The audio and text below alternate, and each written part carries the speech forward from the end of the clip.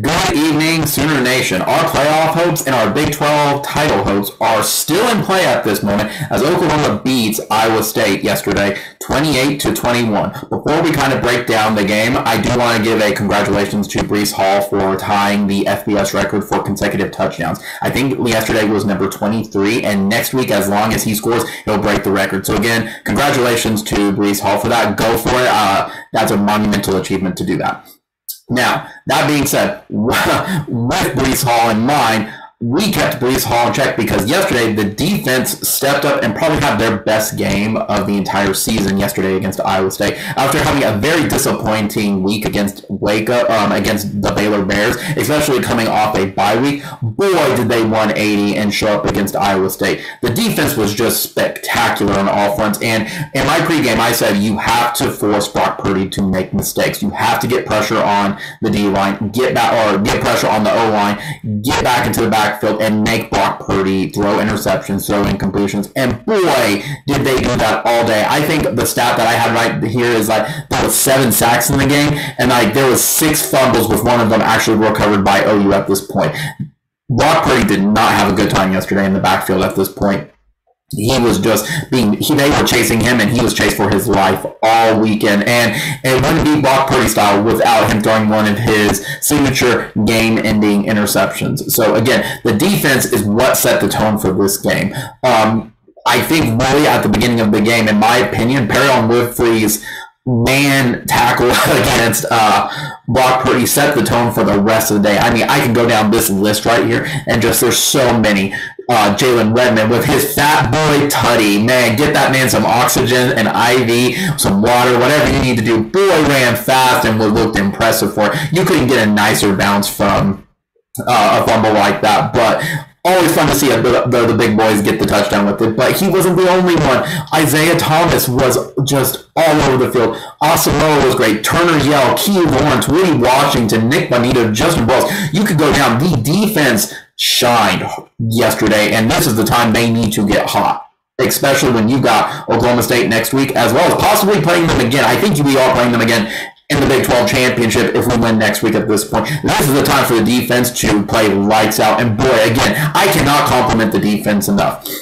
Right now, it's just a weird thing to say that we're in a bizarre world that the defense has to step up because the offense cannot score. They cannot score. And we'll get to that in a minute. I'm really glad with.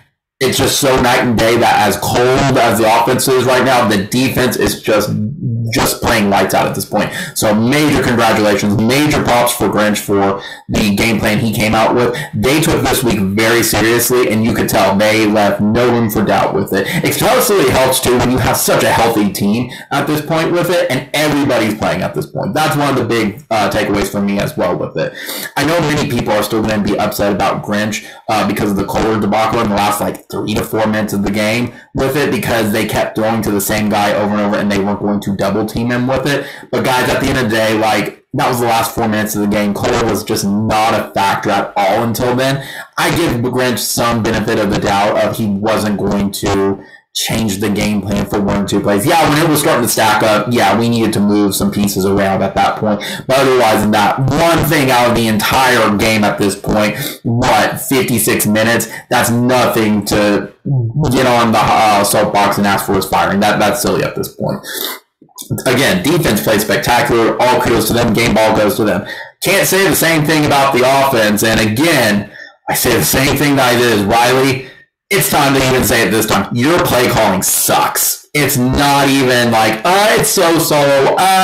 It's just not, it's getting results. No, it just absolutely sucks. I say it's pretty easy that teams have just figured Riley out with his, I said last week, with his traditional chuck and play, flea flickers and reverses. We didn't even really have that in this one. I stand by right now that Riley is either in a slump, he's regressed, teams have figured him out, I don't know, or that teams have figured out or have caught up with it. I don't know at this point. But to me right now, within, I know I'm going to get some flack for it. He's the Kevin Wilson of play calling right now. The difference is with Riley and Kevin Wilson, there we go. Kevin Wilson would have a set, and he would stick with that set no matter what, and he would stick by that even if it didn't work. Riley's going to draw up some plays at the time during the game with it. But if you're still not using the right pieces and getting the results that you need, I don't know what to tell you at that point with it. I mean, there's only so much you can do with it.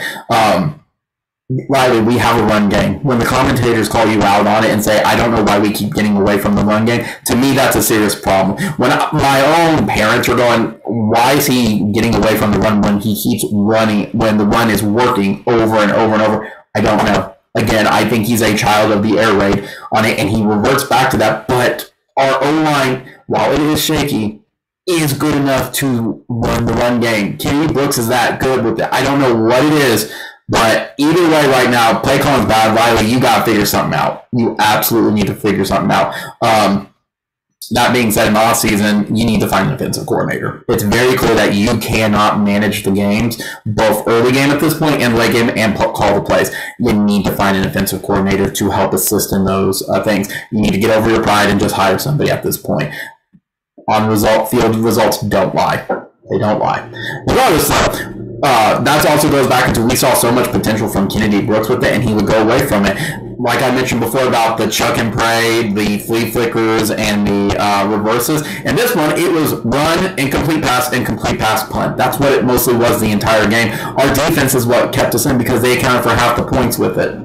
I'm just saying. The play calling is not imaginative. I could harp on it all day. I'm not going to harp on it, but it's going to be the repeat. I feel like that's what it's going to be until the end of the season at this point. Besides all that, the offense itself is just in an overall slump. Caleb just needs some additional coaching right now. You know, you're going to have some growing pains with a true freshman, but it seems like he's getting away from his instinct, and he keeps trying to go for the big play.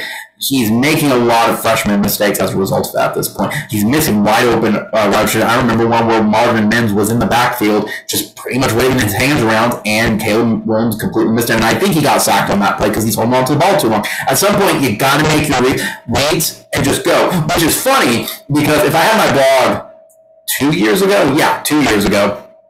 would have said the thing with Jalen Hurts is Jalen Hurts doesn't give enough time to check his reads because he just bolts for it.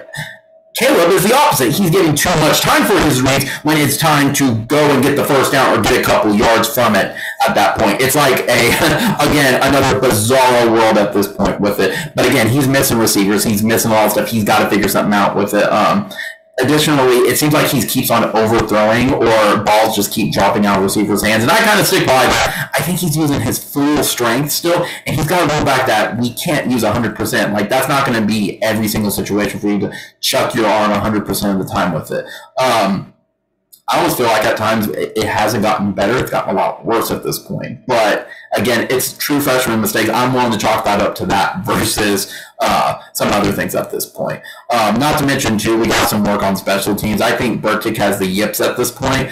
I don't know what's happened in the past couple weeks. He's just missing field goals. He doesn't look confident. At this point, keep that man away from burritos and kicking burritos because since he's done that, he has not been really, really good on the outside of PATs at this point. So we got to figure that out. Got to build some confidence with Burkick again as well, because otherwise we can't go into this late in the season with offense. We got to find an identity with them. We're at that point. I don't think we are. We're just a mishmash. But definitely with field goals, you can't be missing field goals this late in the season. The only other thing I have that I want to mention is I don't know.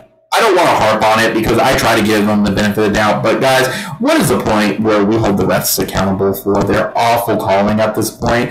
I mean, reprimanding is just not working with it. When are their credentials actually going to get ranked? When will they actually be fine with it? I know I may be going on my get off my lawn, but I mean, I counted 5 to 6 egregious calls yesterday. That resulted, for example, the mental gymnastics one where they had so many of them where if you didn't watch the game, one of Iowa State's receivers caught it, and it either resulted in 2 ways. It was he either caught it and it had a touchback out of bounds, or it was incomplete pass. There was no middle ground with it. Yeah, they went through so many mental gymnastics to say, oh, he caught it, it was this, it didn't do this, and it touched all. What? Like, everyone's going, what are y'all watching? That was just so bad, and it resulted in a gift wrap TD for Iowa State with it. This is It didn't happen just once, by the way. It happened twice where the refs handed it to them basically for free, and everyone's going, what in the heck? My dad said, like, they were ready to move them out of the stadium at that point. It was getting really bad. Let's not also forget, to the unsportsmanlike conduct when one of our guys tossed the ball at Purdy. I think it was just an unintentional. He flipped it away just to start walking away, and they called it for, like, taunting. Like, come on, refs. That is so ticky-tack. Get over it. Quit making yourself part of the game. Not to mention, too, the Iowa State player was down. The ref was literally 5 feet away from him, didn't blow the whistle, and he ran for like another 10 yards. I'm glad they reviewed it, but these refs were horrible. Like, they actually, at one point, with at the beginning of the game, they actually tried to review Winfrey's hit on Purdy. I was trying to combine Brock and Purdy together as Purdy, as targeting.